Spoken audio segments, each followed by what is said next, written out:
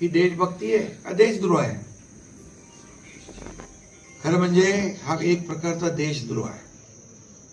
जगातले सगळे लोक या AI समिटला आले होते आणि मोठ्या प्रमाणावर या ठिकाणी गुंतवणूक देखील झाली. त्याचबरोबर मुंबईमध्ये देखील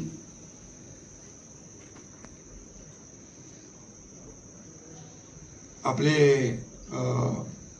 आता परवाच फ्रान्सचे राष्ट्राध्यक्ष इमॅन्युएल मॅक्रोन आले होते आणि त्याच्याबरोबर देखील फ्रान्स बरोबर देखील भारत आणि फ्रान्सचा मोठा करार झाला. ही आपल्या सगळ्यांसाठी अभिमानाची बाब असली पाहिजे. पहिले कधी कुठे पाहिले होते इतर देशांचे राष्ट्राध्यक्ष आपल्या देशात येत आहेत आणि करार करतायत? यापूर्वी देखील आले प्रधानमंत्री नरेंद्र मोदीजी असताना, म्हणजे त्यांच्याच मार्गदर्शनाखाली. पण 2014 पूर्वी अशी परिस्थिती आपण पाहिली नव्हती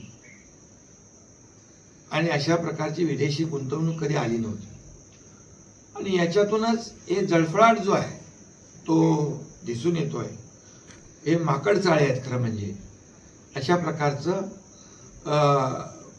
अर्धनग्न जे काही आंदोलन म्हणजे हे दाखवून काँग्रेसची अब्रू तर वेशीला टांगलीच त्यांनी, परंतु या देशाची बदनामी देखील या जगभरातल्या अनेक देशांचे प्रमुख आले होते त्यांच्या समोर आपल्या देशाची बदनामी केली.